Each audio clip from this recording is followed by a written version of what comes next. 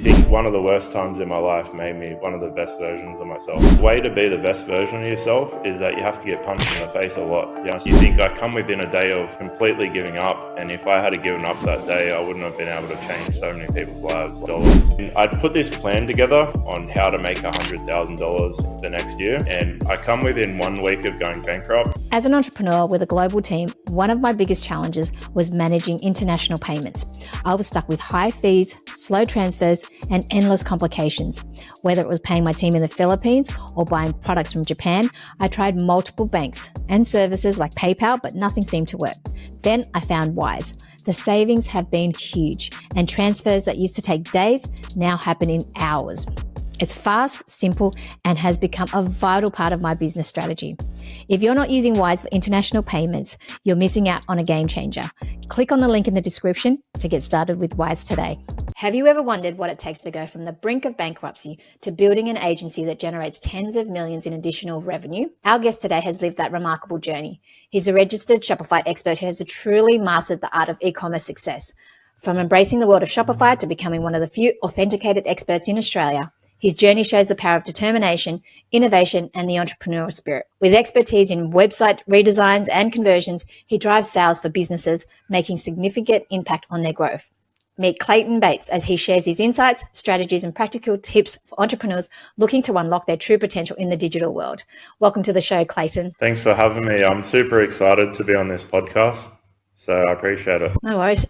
Can you share your story and your journey from being near bankrupt to building a successful e-commerce agency, and how, tell us about the struggles, because I'm always curious to learn about the struggles and challenges people face, especially in business where it's a roller coaster. And it just definitely, we were talking about it earlier, it takes a certain mindset. So can you share your story and briefly tell us how you got to where you are today? Well, I always think it started with a drink machine at high school. So I was at high school one day and the drink machine was broken and 7 cans fell out, and I sold all 7 cans in 5 minutes, and something in my brain changed where maybe I could sit next to the drink machine and sell cans of drink. So I actually made tens of thousands of dollars at high school selling cans of drink, which was pretty cool. So that actually started me on the entrepreneur journey. When I left school, I worked for a few years, and then I walked into a news agency and seen a packet of trading cards, and I was like, oh, did they still sell these, sort of thing? And I ended up buying some and I got hooked, and then I ended up starting a business selling trading cards. I've sold like hundreds of thousands of dollars worth of trading cards, which is pretty cool, like that I'm on this podcast with you. And then basically 2018 rolled around. I had a really good job. I had the card business on the side.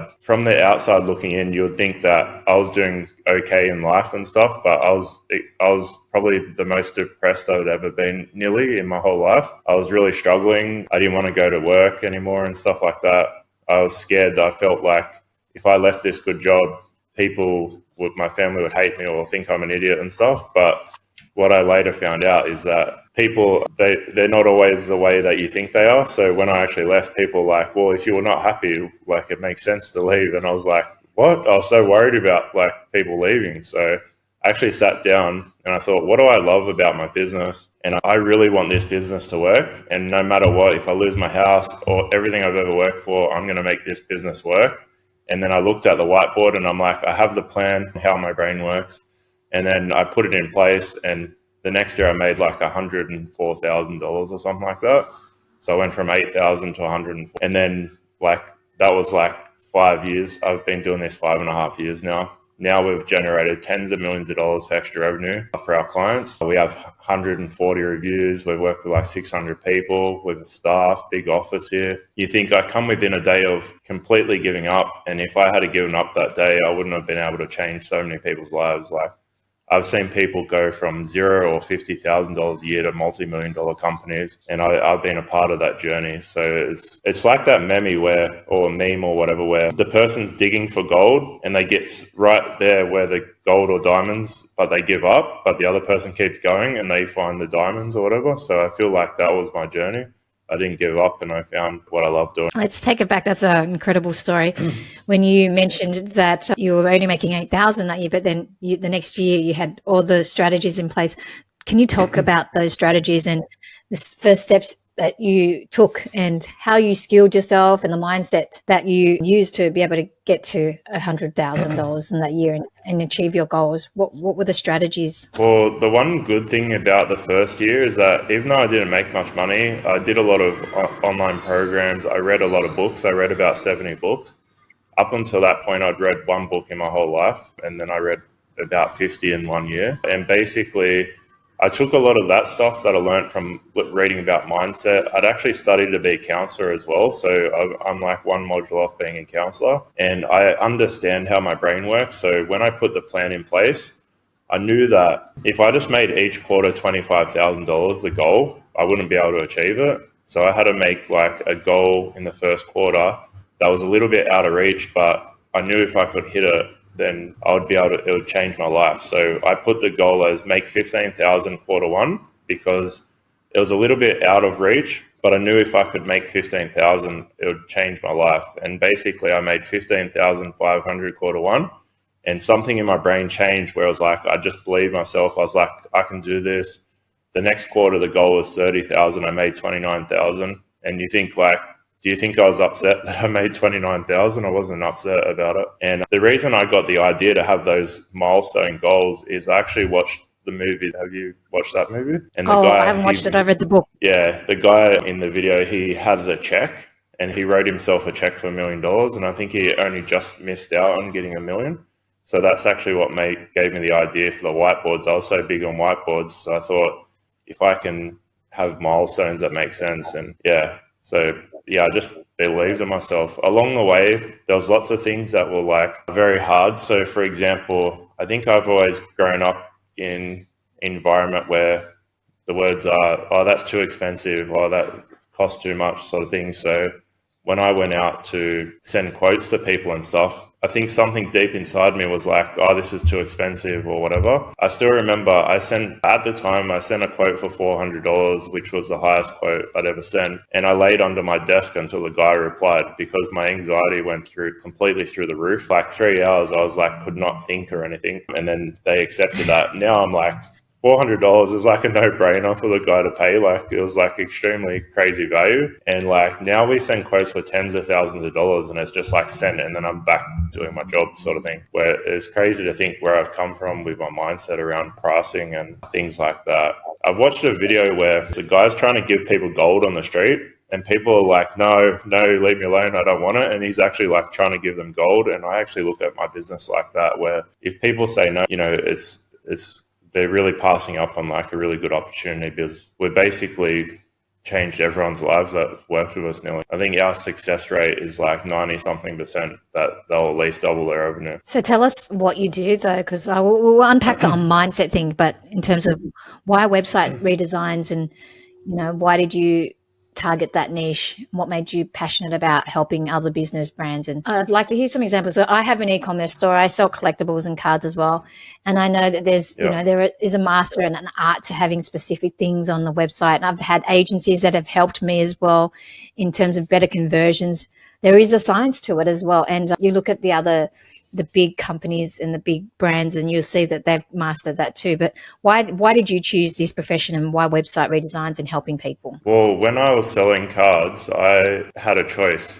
Do I pay thousands of dollars to an agency to build the website, or do I learn how to do it myself and buy more stock? And I decided to learn how to do it myself, which I realize now if I hired an agency, I would have made $200,000 or $300,000 extra, but I wouldn't be where I am now. But I actually really love the website, sort of building it and playing around and changing things and seeing what works better and stuff. Most people make 5 mistakes on their website. One, they don't understand their homepage, so they don't know how to structure that page. Most people's websites, 40 to 50% of the traffic goes to the homepage. So it's like a super high number. The second one, the product page, especially in trading cards, a lot of people make this mistake, is like they don't have all the information about the product. They don't build trust and benefits if they can. Just for example, when I had my website, I ranked page number 1, result number 1 for over 1,000 searches in the trading card niche. And back then, no one in trading cards was really focusing on SEO. So I actually put a template together that helped me rank really high on SEO on Google. The third one is site navigation. The more products you have, the more important site navigation is. So example, your store, site, probably one of the most important things on the whole website, was you probably have thousands of products, right? Yeah, so that's like really I've got a lot important. of different products. Yeah, I had 10,000 on mine. So yeah. And then the fourth one is the checkout. A lot of people forget to add the logo, the colors in the checkout. And if you have a disconnect, so if someone's going through the process and you have a disconnect into the checkout, then probably 5 to 20% of people will leave. I think one of the issues with Shopify is that the color section has colors for all the website, but then the checkout is in a different section. So the colors and the logo for the checkout's in a different section. So people don't actually realize like that they have to update it, or if they do a rebrand and stuff. And then the fifth one, just making it mobile friendly, because most likely 50 to 90% of your traffic's on a mobile. So you want to make it like user friendly mobile. And then the higher you get, the bigger the store it is. There's 50 to 100 little things that make a really big difference. So if you're making like $10,000 a year, the 50 to 100 things won't really make a big impact in your website. But when you're making like $10 million a year, that's like hundreds of thousands of dollars that you're probably losing if you don't do these little tiny things. So yeah. What are some examples of some really horrible website designs that you've seen, and can you, like, are these with your clients that you've helped? But yes, I'm curious to know some, like, because I've seen some pretty ugly sites now, but you know, Shopify templates actually helps as well. I use a template for my website, but do you use the recommend templates as well? But you know, the ones that are really horribly designed, do they just do it themselves as well? What are your thoughts on that? So I think at a certain level, you have to hire someone.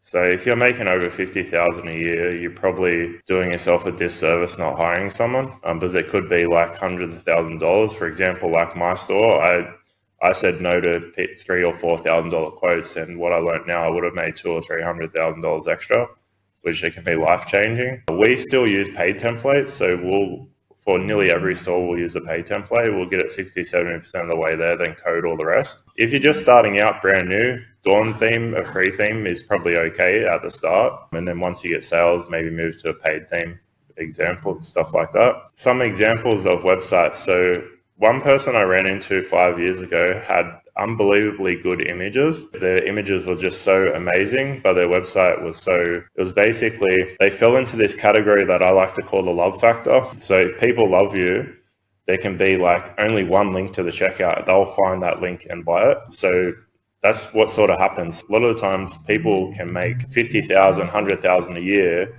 with a really bad website, but if you really dive deep into it, a lot of them are like people that love their brand, love their business sort of thing. So they'll wait for the website to load for 20 seconds and things like that. But basically I ran into this person, I think they're making 50,000 a year, really nice images. One of the worst websites I've ever seen in like 6 years. We rebuilt that website. It went from 50,000 a year to 300,000. And now they're a multi-million-dollar company.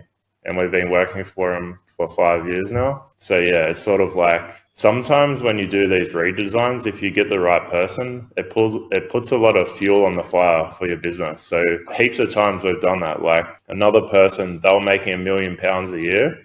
They hadn't rebuilt their website for like 5 years. They went from £1 million a year to £3 million a year. And then when we went back and looked at it, probably £1 million of that was from the work we did. So we helped make them an extra £1 million, which you think £1 million Australian, that's like $2 million. So yeah, we've had lots of stories like that. We've had people ring us up and cry on the phone. We've had people they started a business, then they had this idea for a new product that no one ever sold ever in the world. And they're talking to me about it. And I'm like, yeah, let's do it. And like now they've made millions of dollars from inventing a new product that, yeah, it's just, I was on the call with that guy like this week and we're just laughing like how far we've come, like just from this talk we had on the phone, and then now they're making like millions of dollars. So it's like all these crazy stories that I think they're the best, like stories like that when people have rung me up and cried or they've changed their life and you see where they were when we started with them and now they're this massive company. I love those stories. I'm guessing that you have to, like, doing what you're doing, you need to have the technical background, but also the design aspect of it as well, because visually appealing is one thing, but putting it all together in place.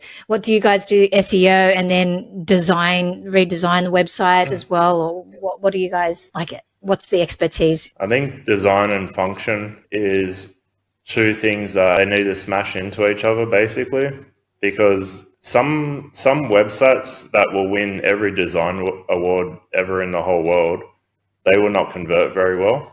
So some of the best looking websites will convert very poorly, and then some of the best well-designed flow sort of websites won't do well either because they miss some of the looking nice sort of elements sort of thing. So we try to do a mix of like design, what looks nice, what flows well sort of thing. So sometimes that's challenging because people will want a website that looks amazing, but sometimes the more amazing the website looks, the less money they'll make. And I'm really focused on trying to make the most money for them. But I always think like the battle of a website is there's three things. So one is the way it flows and functions. The next one is the images on the website. And then the next one's the traffic. So if you get all those three wrong, you're not going to make any money. And then if you get one of them right, you'll make money. If you get two right, you'll make money. If you get all three right, then you'll go really well, I think. Wow, so that sort of answer it. Yeah, that does. Because I'm just trying to think about now with there's just so like there's so many things in the digital space as well. SEO is changing all the time. Then you've got AI and then you've got builders. So it's good to actually have somebody that knows what they're doing to guide you. Can we talk about, how you build trust and how do you balance offering free value and also running a successful business? Now, you mentioned before you were charging small amounts, but now the mindset has shifted. But I guess because over time you've had years of experience and you've got the expertise now. So how do you balance adding the value, especially for somebody new, in terms of not just e-commerce, but in general? Like, let's talk about the business aspect of how do you offer your value, but also run a successful, profitable business? Well, you have to stand out. So the one thing that I did is, especially when I first started out, is that I did a lot of research into other agencies and noticed some key things that they all do wrong. Well, in my opinion, they do wrong. And if someone, so the one thing about being a Shopify expert is that I used to get hundreds of leads a week. And you think all the agencies would get they'd get the same leads as me. And how do you stand out when like 20 people are messaging one person? So I always look at it like, if you give free value, so you do a video audit of someone's website, 10, 20 minutes, they get to see you in the corner in a Loom video. So it builds a lot of trust. They get your personality sort of thing. And then basically, if you think 20 people are sending them big chunks of text and you're sending them a video, which probably you experienced when I sent the video about the podcast, it sort of makes you stand out. And then when you arrange a call, if I've got an about video about a cool story, if I've been on podcasts, people listen to them, people watch my video reviews. So by the time you get on a call, there's so much trust and stuff built up. The other thing that I like to tell people is like, if you have an agency and you have two things out of 20 that helps convert people into a customer, you're going to struggle. But if you have 18 of 20, it's going to be a lot easier. So I always think, for example, we put a big focus on winning business awards last year. And that might be one of the things out of 20. Having 140 reviews might be another thing. Being on podcasts, having a cool story, building a connection with a Loom video, having an office here, having staff, being a Shopify expert, being in business 5 years. So when you start to stack all these things on top of each other, imagine if there's a business just starting out, they've been in business 1 month, they send a quote to someone for a website redesign, and then I'm sending a quote to them, and there's 5 times more. Like, a lot more people are going to pick me because I've stacked so many things on top of each other over many years of doing stuff like this. So I think you always got to think about that. Like, how can you stand out? How can you be different? How can you build trust? But I think that Loom video really helps a lot. And I've really nailed what to say in those videos. I've done 3,000 Loom videos now. So I've sent 2,000 Loom videos to people, giving them free advice about their website. So I understand what people want to hear in the video and stuff. So this is another thing.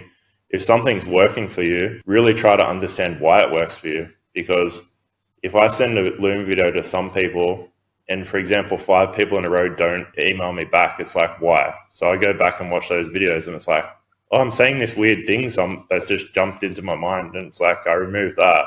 And then more people are like messaging me now. So I think it's just, you got to analyze like what other people are doing and things like that.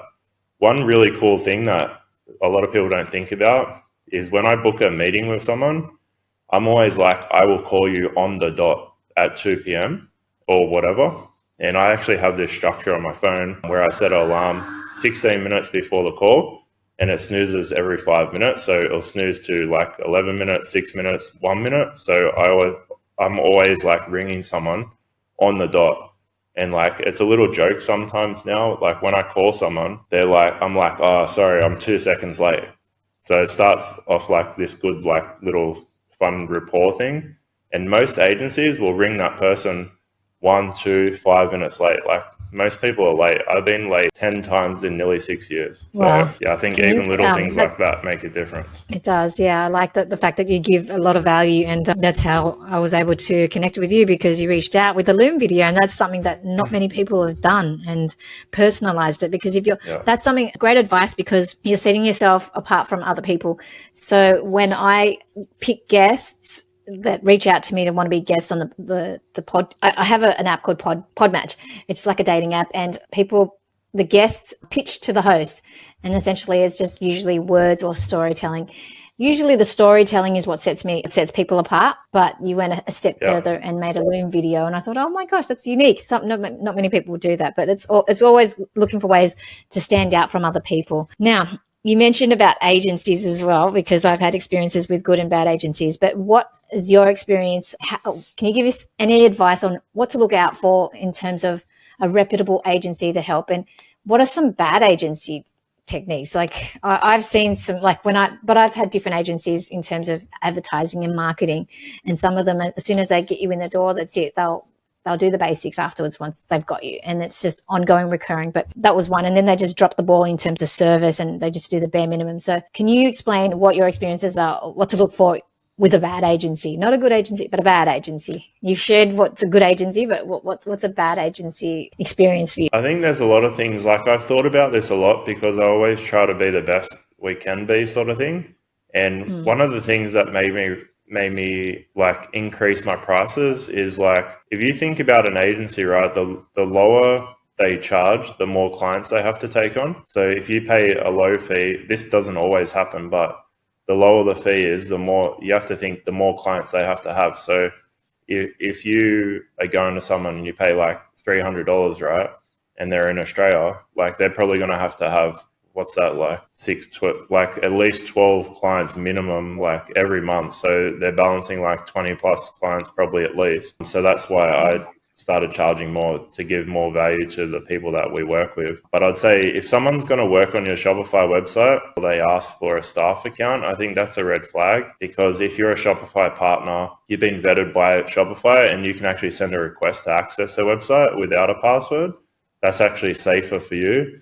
So I think that's a really big red flag if you want your Shopify website rebuilt. Now, that's not always the case, but I'd say 90+%, that's a red flag. Maybe it's more, the questions you ask them is more important. So if you're on a call with them, just ask them, are you the person who's going to be working with me, or is it going to be someone else? Or because sometimes you'll build a connection with a person on a sales call, and then 5 other people will work with you, sort of thing.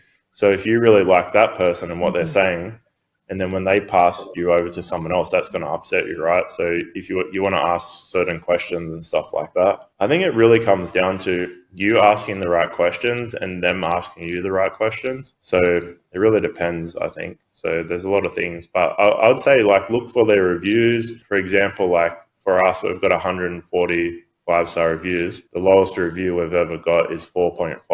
That was one person. I'm not sure why they left 4.5, but there's one person that's 4.5. But yeah, just look into the company as well. Like, do some research. If you're going to pay thousands of dollars, like, it's on you to do research on them as well. So yeah. What are your thoughts on the SEO nowadays now? Because I know that there's always constant changes. Do you think that's super important now more than ever? Or, like, I know that especially with AI, you can use that to write blogs, but Google are penalizing that. So tell me your thoughts on SEO, and if it's changing and emerging, and how it's affecting brands that you work with. So I have thoughts on SEO that SEO agencies will not like, because I reckon it's a waste of time for 90% of people, because most businesses, it's too hard to rank on top.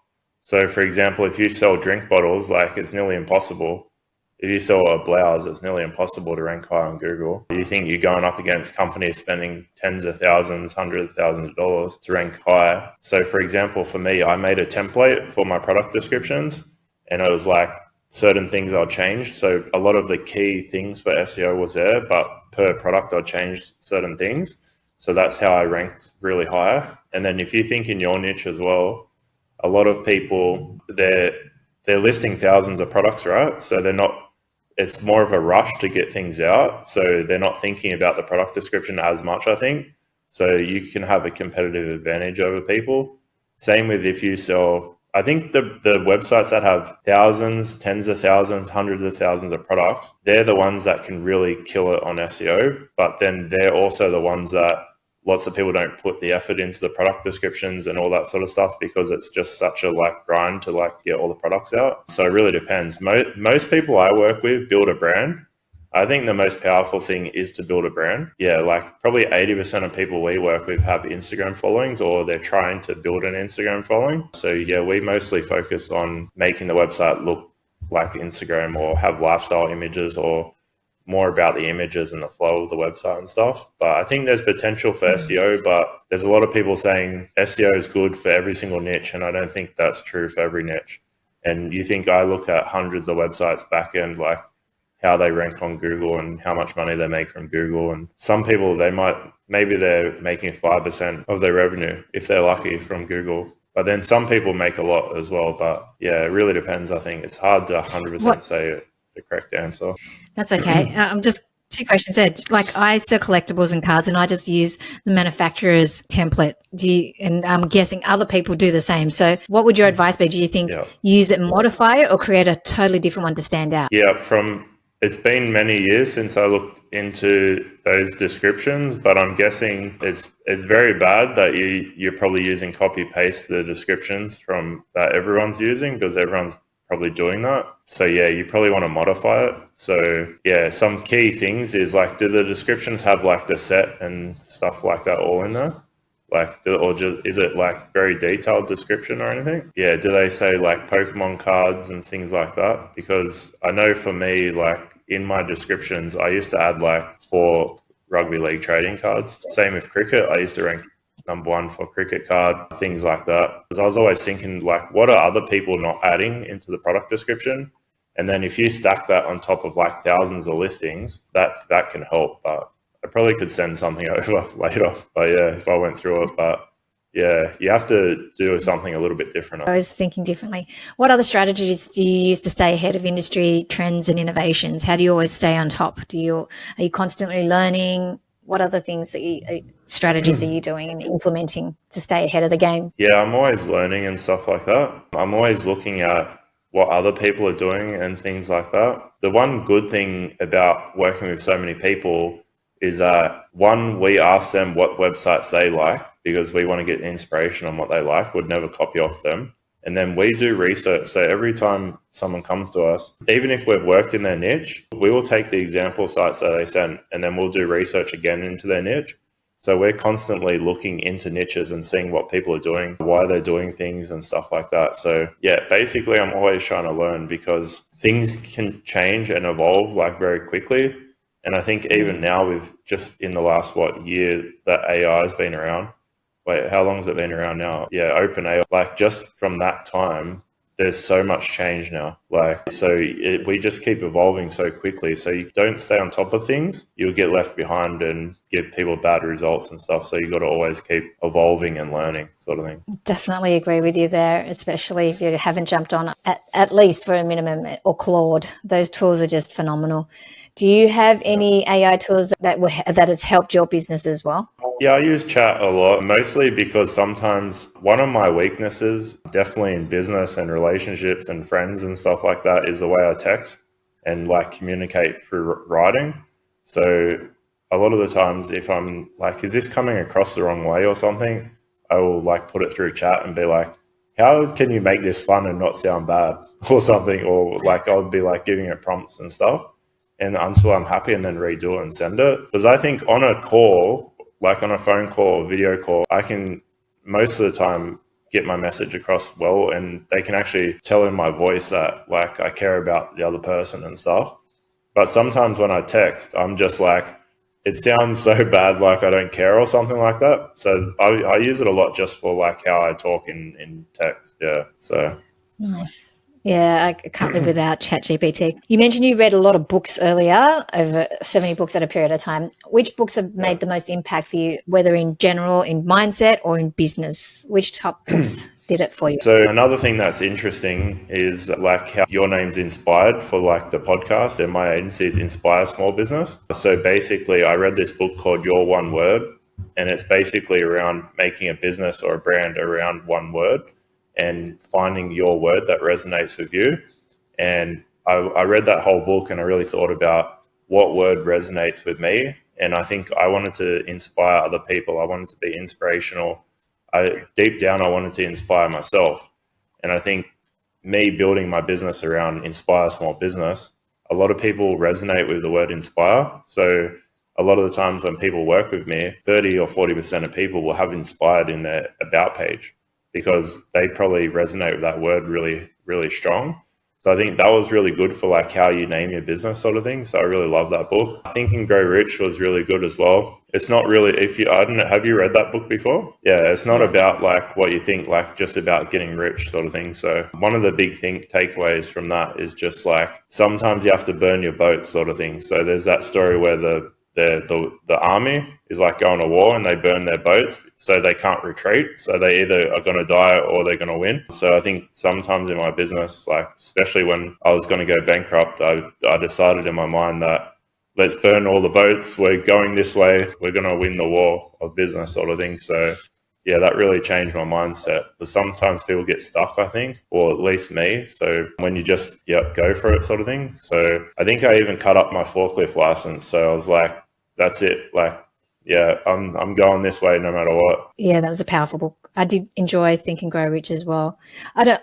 One that I'm reading now is Dan Martell's Buy Back Your Time. It's an awesome playbook. I highly recommend it, especially if you're a business owner, a leader that's doing a lot of things. You're driven, but you're stuck in the weeds doing things. And there's 4 quadrants, like similar to the Rich Dad Poor Dad book, but this is different. It's like the quadrants like delegation, replacement, production, and investment. So which quadrant you want to be in. Like I haven't finished it yet, but so far I love that book because as a business owner, in order to grow, you need to just delegate certain tasks and focus on the ones that bring you more revenue. So highly recommend that book. There's a question. Hang on. Let's talk about mind shifts, like your mind shift as well. Earlier you mentioned like the upbringing and we can't afford this and that. Like I noticed a lot of entrepreneurs that had come up with nothing changed and they have a certain mind shift as well. But what's your mind shift that have helped you switch your perspective as well for achieving success and get to where you are now, especially for those beginners, for someone new? I'm looking at doing a course like mentoring program and I haven't figured out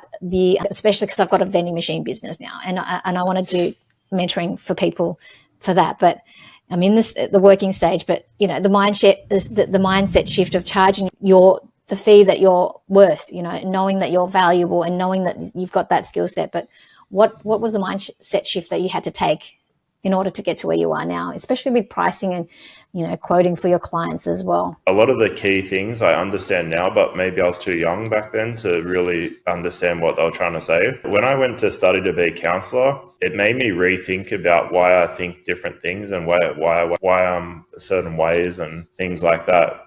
And a lot of it is like experiences when you're young, especially 0 to 7 is like a really big part of your life. Like a lot of impressions and stuff get made on you. And then when I started this business, so my last businesses, I'd taken a lot of stuff from when I was younger about mindset. But when I started this business, I started to really dive into it. Like I'd done the counseling thing. I sort of understood some of how my brain worked. But then when I dived into like business, I did a course that was like heavy on mindset. I started to read lots of mindset type books and stuff. And I started to really sit down and be like, why am I like this? Why do I do this? Why do I do that? And a lot of the times where we get in, there's a million different things that I could say, but one thing I think a lot of people get stuck in is they're in their comfort zone, and their comfort zone is like a circle, and like they get to the edge of the circle, but they won't push through. But then when you push through, it's like this big, oh yes, like this big thing. But then what ends up happening, you're in another circle that's bigger, and then you get to that edge and you have to push through. So basically your whole life, you're in this comfort zone. You have to keep pushing through the comfort zone to get to where you want to go. And along the way, people get stuck at different types of like comfort zones and stuff. So basically, unless you're moving forward, like if you stay the same, you're dying. Like if you're going backwards or the same, dying, the only way to grow is to move forward. So I want to just keep moving forward in my life. So being the best version of myself, yeah. It's beautiful because it's like, my type of person in the self-development world, always improving. In the books that we're reading as well, I did read something like, if you're not growing, you're dying. But in life, you constantly have to keep growing and going through challenges in order to succeed. That's what life is all about. So it is all about the mindset as well. But can you give any advice on how can somebody let go of any limiting beliefs they've had, especially if they have had an upbringing that wasn't the greatest, if they've had trauma or the way that the parents were, any limiting beliefs that they have taken upon them from their childhood? What advice would you have to let go of those limiting beliefs in order to grow? Find someone or find something that can help you push through those boundaries. Like if it's a book, if it's a mentor, if it's a program, looking around, you have to go look for it, I think. Yeah, just find what works for you. Different things work for different people. Maybe it's like going to a counselor or a psychologist or book or whatever. Just find what works for you. I've done basically everything. So I've sort of found what works for me. I think more now is like, what is Henry Ford? I think the quote is like about how thinking is like one of the hardest things to do. That's why so few engage in it. So actually taking a step back, turn your phone off and your computer, just sit down and actually just think about your problems. Because most of the time, one thing I've learned from studying to be a counselor is that one of the key things to be a good counselor is asking the right questions, because it's not about you telling them what to do.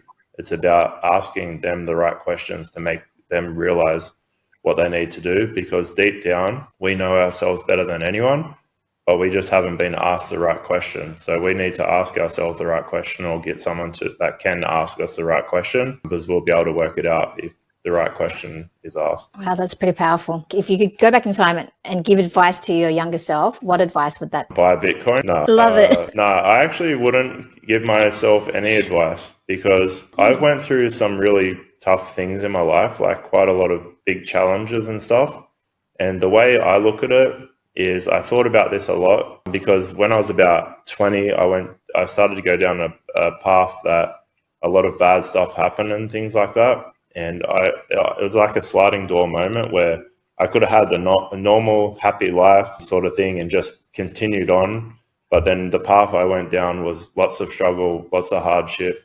And I think for a lot of people, the way to be the best version of yourself is that you have to get punched in the face a lot. You have to go through a lot of hard adversity. For me, the worst things in my life have made me the best version of myself.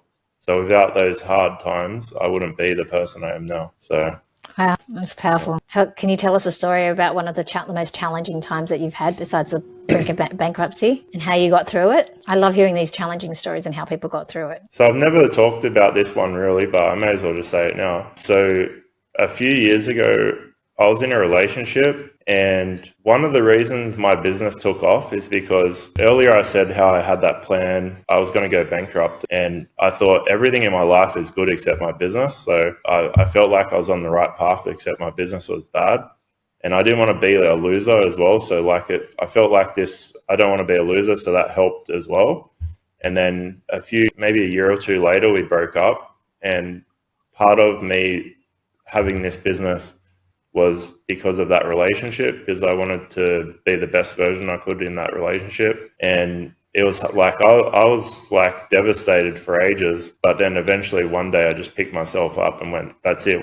This ended up being the best thing in my life that happened, is that having the worst breakup in my life was the best thing. So sometimes you have to look at things like this. I think it is that the Chinese, this story about the horse that runs away, where the guy's horse runs away and his neighbors are like, oh, aren't you upset your horse ran away? And he's like, oh, I can't call it or something.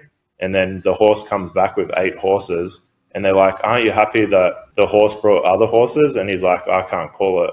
And then his son is like breaking in a horse and gets chucked off the horse and breaks his legs. And they're like, aren't you upset about your son? And he's like, I can't call it. And then the next day the army comes and they want to take his son to war. And he's like, oh, these legs are broken, I can't call it. And then everyone in the war dies, sort of thing. So because his son's legs were broken, he didn't die. So have you heard that story before?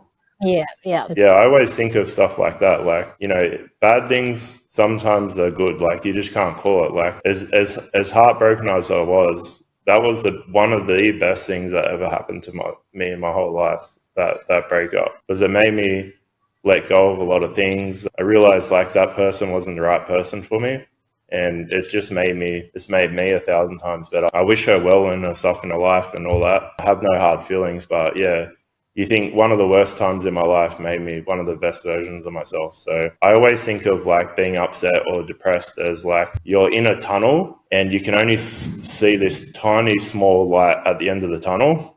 And basically, if you take one step towards that light, the light gets a tiny bit bigger. If you keep taking more steps, it gets bigger and bigger. But what happens if you turn around and you go where there's no light, it gets worse and worse. So basically, if you have depression, you have to take one step towards the light and just keep taking more and more steps.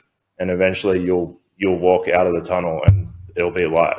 So I like look at things like that. So yeah, I don't know if that made sense, but yeah. Yes, it did. It's very powerful perspective. I like that. You took some of the counseling knowledge into that and applied it into life. I like it. Yeah. How would you personally define success? Health, wealth, love, and happiness. So you need all those 4 things in your life. So you can have millions and millions of dollars, but if you're not happy and you don't have all the other things, like if your health's bad and your relationships are bad, it doesn't really matter about having all that money. So I think you need a balancing act of everything sort of thing. So even I was just talking to I was talking to someone last night and their dog got hit by a car and it cost $5,000. And I was sort of saying, you need money basically, because it's like, she was sort of saying, if I didn't have the money, like imagine how I would have felt that my dog got hit and I can't save my dog, or like if your family is sick or something like that. So you need a certain level of money and you need the other things as well. So I'm really trying to strive for